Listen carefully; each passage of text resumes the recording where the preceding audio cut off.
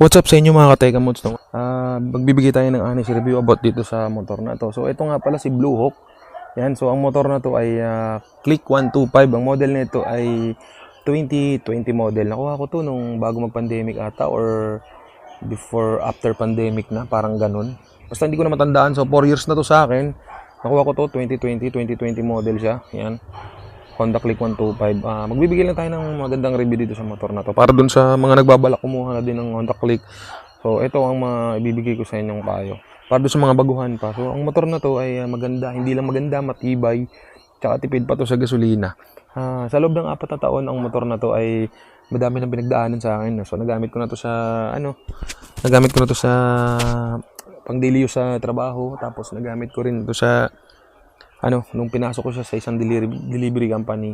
So, napakatibay ng motor na to. Ang dami pinagdaanan nito kahit saan ko lang maidaan to dati. Sa Lubak, sa Patag, goods na goods pa rin. So, sa loob ng 4 na taon na to, itong motor na to, sobrang tibay. Wala siyang binigay na sakit sa akin. Wala siyang binigay na sakit ng ulo. So, nitong kailan lang, doon siya nasira. Nitong 4 na taon na kasi, baga, nagpalit ako ng langis, galing ako ng cakes, so nagpalit ako ng langis, nag-RS8 ako, ewan ko kung dahil doon, pero marami nagsasabi dahil daw doon, ewan ko kung totoo, kung legit. Pero balik tayo doon sa, ng motor na to, medyo, hindi naman talaga siya 100% komportable, pero unlike doon sa katulad nito, yung sports bike na yan, syempre, pag long ride, medyo doon makakaramdam ka ng pagod talaga, tsaka ngalay, pero hindi ko naman sinasabing hindi ka mapapagod dun sa Honda Click, kasi syempre, pagod pa rin nakamotor ka pero hindi katulad talaga ng mga manual na medyo talagang pagod ka, pagod ang daliri mo, pagod ang paa mo, pagod ang katawan mo, katulad yan, nakasubsob kasi yan. So itong motor na to, medyo relax kumpara mo sa ibang motor, tapos napakatipid pa sa gasolina. Simula nung nag-ride kami, taga dito kasi ako sa Bacoor, nag-ride kami noon papuntang Kamay ni Jesus sa Quezon Province. So ito, pinul tank ko lang siya siguro, mong full tank na ito. Kung 50 per liter ang gasolina, siguro full tank na ito, 250. Kasi 4 liters lang to, alam ko eh. Pero siguro pinulta ko lang yung mga 300 plus lang. Tapos nakauwi pa ako, may 2 litro pa yung natira. Galing yun dito mula sa amin sa Bacoor hanggang doon sa Quezon Province. Yan. So ito, grabe, sobrang tipid, diba? At napakaganda pa. Kayang-kayang i-drive to ng medyo bata or kahit sino, kahit babae. Kayang-kayang i-drive to kasi medyo hindi siya naman sobrang bigat. Kahit pa paano magaan-gaan kaysa sa ibang motor, di ba? Komportable yung dalhin, kaya mong dalhin kahit saan, kaya mong isingit sa mga traffic, mabilis. Hindi naman siya sobrang bilis, pero itong motor na to, nasa sa 125cc category, hindi naman siya sobrang bilis, hindi rin naman din siya sobrang bagal. So, kumbaga nasa gitna lang siya. Siyempre, hindi naman ang goal ng motor na ganito, hindi naman pang racing. Siyempre, ang goal lang ng motor na to is maihatid ka sa trabaho, mai-deliver mo yung datong deliver. Napakatipid talaga sa gas nito, grabe. Sulit pang long ride din.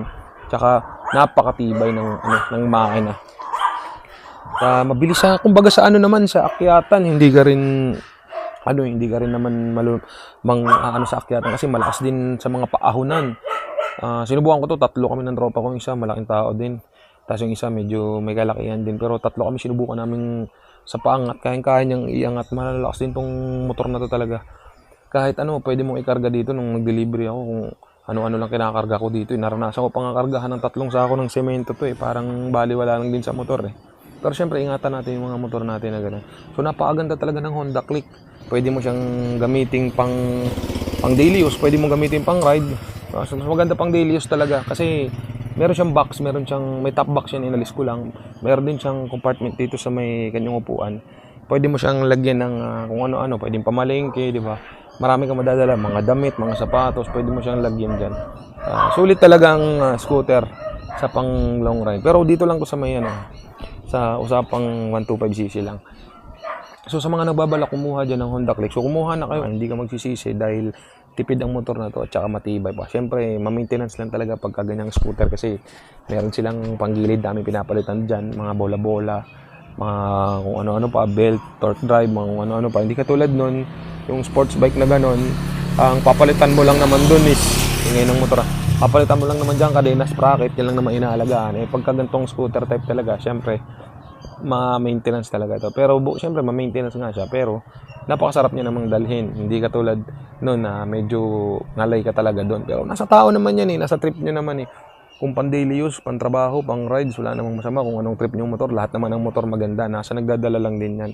So, payo ko nga doon sa mga gustong kumuha ng Honda Click, sa gustong kumuha ng motor sa mga 125cc category, pwede kayong kumuha ng Click. Napakaganda, hindi kayo magsisisi. So, nasa sa inyo naman yan, kahit anong motor kunin nyo, kahit mag big bike pa, wala nang problema, pang daily use sa trabaho, kung trip nyo, kung saan kayo komportable. So, ito yun lang bibigay kong tip dito sa motor na to. Napakaganda, 100% napakaganda Honda Click 125. Ingat palagi, ride safe.